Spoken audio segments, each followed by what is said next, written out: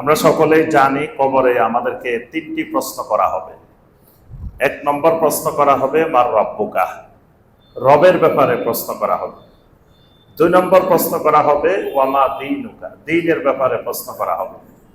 তিন নম্বরে আমাদেরকে যে প্রশ্নটি করা হবে সেটি হলো মা হাযার রাজুল আল্লাযী বুইসা ফীকুম। আবার কোন কোন রাওয়ায়াতে আসছে জিজ্ঞাসা করা হবে ওয়ামান নাবিয়্যুকা।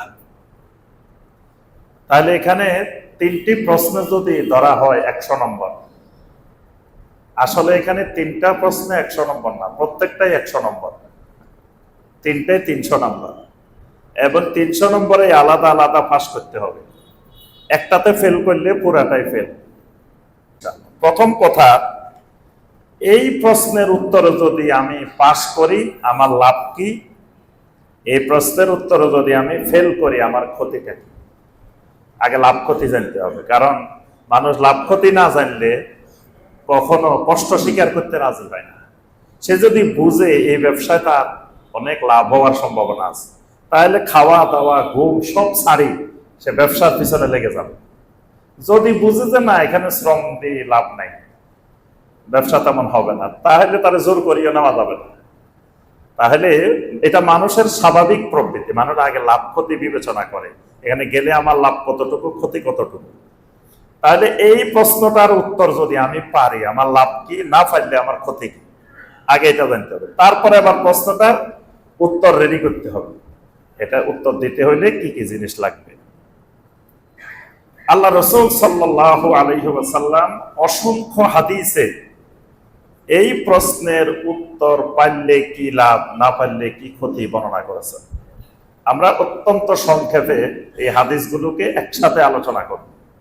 নবী সাল্লাল্লাহু আলাইহি ওয়াসাল্লাম বলেন, ইন্নাল আবদা ইজা বুদিআ ফি কবরিহি, যখন আল্লাহর কোন বান্দা বা বান্দিকে কবরের মধ্যে রাখা হয়, ওয়া তাওয়াল্লা আনহু আসহাবুহু, তখন তার সঙ্গী সাথীরা যারা তাকে কবর দিতে আসছে, দাফন করতে আসছে, তারা যখন আস্তে আস্তে চলে যাওয়া শুরু করে, ওয়া ইন্নাহু লা ইয়াসমাউ কারআন আলিহিম, এখনো বেশি দূর যায় নাই, যে পর্যন্ত গেছে ওখান থেকে এখানে জুতার শব্দ শোনা যায়, এরকম কাছাকাছি গেছে।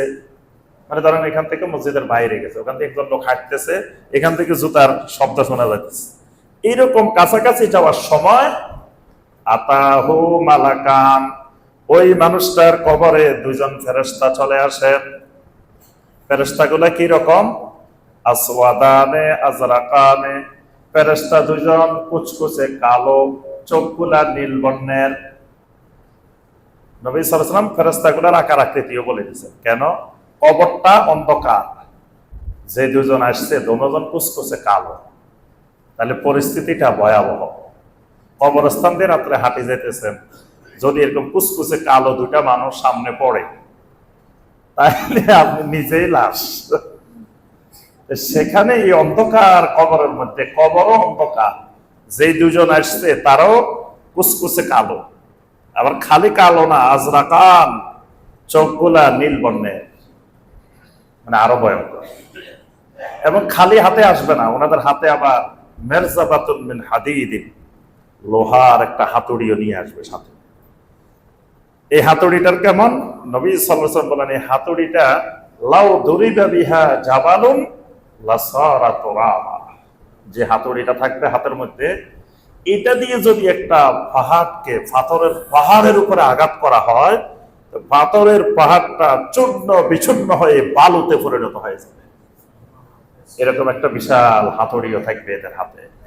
তাহলে কি ভয়ঙ্কর অবস্থায় তারা দুইজন কবরে এসে হাজির হবে। হাজির হয়ে কি করবেন? ফায়ুকরিদানিহি, আমরা তো লোকটাকে শোয়াই রেখে আসছি, ওনারা দুইজন এসে লোকটাকে তুলে বসাবেন। বসানোর পরে লোকটাকে জিজ্ঞাসা করবেন মার রব্বুকা ওয়া মা দীনুকা ওয়া মান নাবিয়্যুকা, প্রশ্ন তিনটা করা হবে।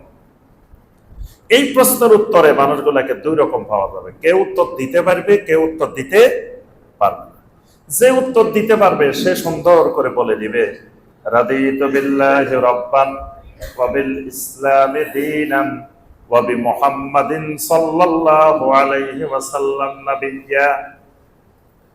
আরেক গ্রুপ যারা উত্তর দিতে পারবে না, এরা বলবে হা হা, লা আদ্রি, লা আদ্রি। আরে তুমি কি বলো, এসব তো জানি না। রব আবার কি? রবের খবর নেওয়ার কি আমার দুনিয়াতে সময় ছিল?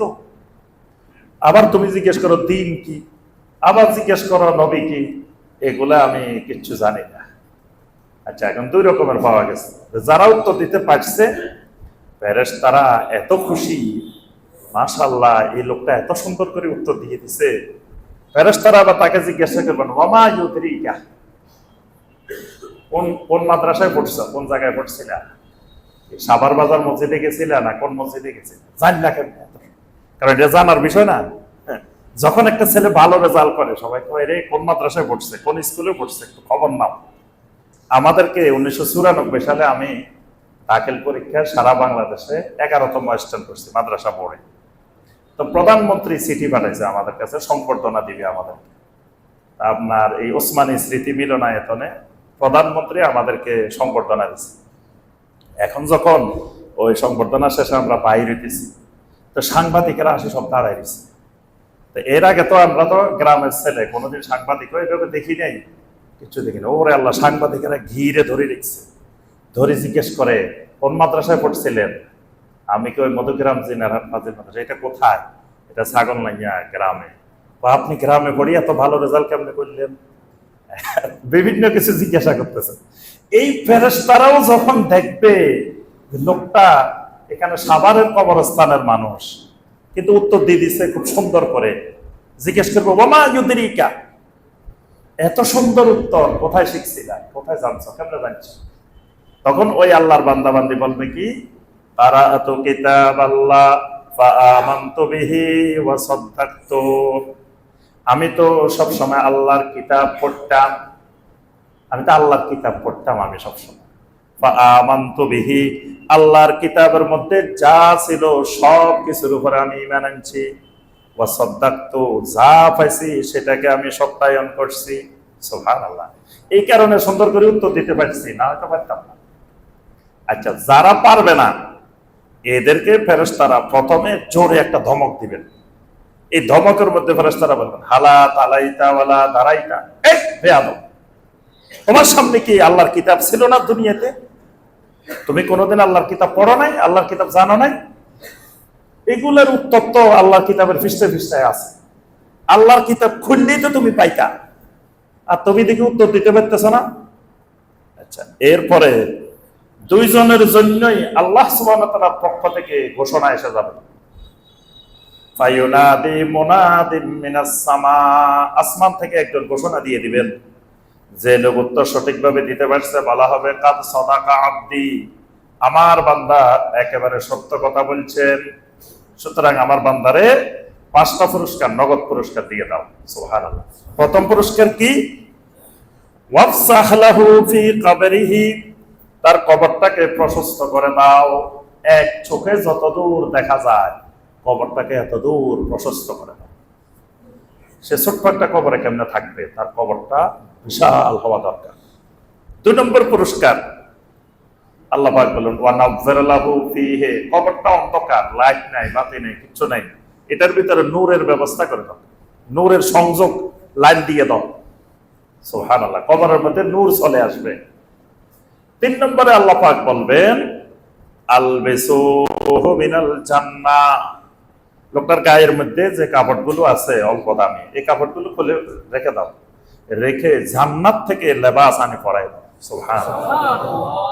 ওয়া আফরিশুহু মিনাল জান্নাহ, নিচে কোনো বিছানা দেওয়া হয় নাই, জান্নাত থেকে বিছানা এনে তাকে কবরে জান্নাতের বিছানা বিছাই দাও। সুবহানাল্লাহ, জান্নাতের বিছানা চলে আসে। 5 নম্বর ওয়াফতাহু লাহু বাবান ইলাল জান্নাহ, জান্নাতের দিকে তার জন্য কবরের সাথে একটা দরজা খুলে দাও। কবর আর জান্নাত দুইটার মাঝখানে একটা দরজা খুলে দাও। খুলে দিলে কি হবে?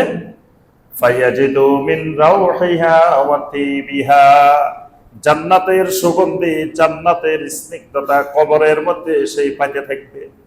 জান্নাতের মৃদুমন্দ বাতাস, জান্নাতের সুগন্ধি, জান্নাতের স্নিগ্ধতা তার কবরে আসতে থাকে। সুবহানাল্লাহ। এবার ফেরেশতারা সব দিয়ে রেডি করি, এবার বিদায় নিয়ে যাবে। বিদায় নেওয়ার সময় বলবে নাম কানা ও মাতিল আরুস। একজন নববধূ, নতুন দম্পতি যেরকম আরামে ঘুমাইতে থাকে, আপনি কিয়ামত পর্যন্ত আরামে এখানে ঘুমান। সুবহানাল্লাহ। এটা হলো যারা উত্তর দিতে পারছে এদের পুরস্কার। যারা পারে নাই, আল্লাহ সুবহানাহু ওয়া তাআলা বলবেন প্রথম নম্বরে তার কবরটাকে সংকীর্ণ করে দাও। ফায়ুদায়্যাকু লাহু ফি কবরিহি, তার কবরকে ফেরেশতারা এমন সজোরে চাপ দিবেন, এমন ভাবে কবরটাকে সংকীর্ণ করে দিবেন, ফায়াখতালিফা আতলাউহু ফি আতলাইল আখার, এক পাজরের হাড় আরেক পাজরের ভিতরে ঢুকে যাবে। কবরটাকে প্রথমে একবারে সংকুচিত করে দেওয়া হবে। তারপরে আল্লাহ পাক বলবেন আলবিসুহু মিনান নার, জাহান্নাম থেকে লেবাস আনি পরায় দাও। ওয়া আফরিশুহু মিনান নার, জাহান্নাম থেকে বিছানা এনে বিছাই দাও। ওয়াফতাহু লাহু বাবান ইলান নার, জাহান্নামের দিকে একটা দরজা খুলে দাও। ফায়াজিদু মিন হাররিহা ওয়া সামুমিহা, জাহান্নামের উষ্ণতা, জাহান্নামের গরম, জাহান্নামের বিষাক্ততা যেন তার কবরে ঢুকে। এরপরে ওই ফেরেশতারা তো ওই লোকের থেকে তো বিদায় নিয়ে গেছে, নাম কানাউমাতুল আরজ বলে বিদায় দিয়েছে, এর থেকে কিন্তু বিদায় নিবে না। এরা যা আসছে, এরা যাওয়া যাবে নাই। এরা কি করবে, ওই যে হাতুড়ি নিয়ে আসছে হাতে করি, ওই হাতুড়ি দিয়ে একের পর এক আঘাত শুরু করে দিবে। একজন চোখে দেখবে না, একজন কানে শুনবে না, একজন এনে হাজির করে দিবে, আরেকজন জোরে সজোরে আঘাত দিবে, চূর্ণ বিচূর্ণ হয়ে যাবে, আবার একত্রিত হবে, আবার আঘাত। নবী সাল্লাল্লাহু আলাইহি ওয়াসাল্লাম বলেন ফায়াসিহু সাইহাতান ইয়ালি ইয়াসমাউ মান ইয়ালিহা ইয়ালিহি গায়রা সাকালাইন, এমন সজোরে লোকটা চিৎকার দিতে থাকবে, সমস্ত মাখলুকাত এই লোকের চিৎকার শুনবে। গায়রা সাকালাইন, শুধু মানুষ আর জিন শুনবে না, মানুষ আর জিন ছাড়া সমস্ত মাখলুক এই লোকের চিৎকার শুনতে থাকবে। এইভাবে কিয়ামত পর্যন্ত চলতে থাকবে, চলতে থাকবে।